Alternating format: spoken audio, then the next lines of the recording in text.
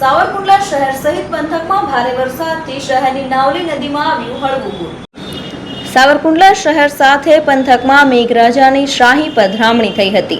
શહેર સહિત સમગ્ર પંથકમાં મુશળધાર વરસાદ ખાબક્યો હતો। સાવરકુંડલા શહેરના માર્ગો થયા પાણી। સાવરકુંડલા શહેરમાં પ્રથમ ધોધમાર વરસાદથી શહેરની નાવલી નદીમાં હળવું પૂર આવ્યું હતું।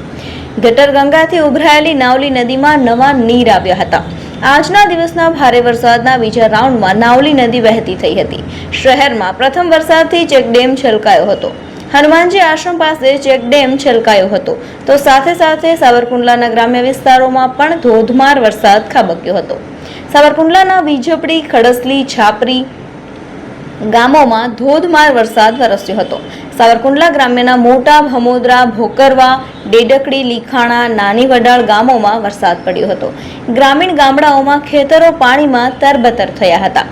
કાગ ડોળે વરસાદની વાટ જોતા ખેડૂતોમાં ધોધમાર વરસાદથી ખુશાલી છવાઈ ગઈ છે।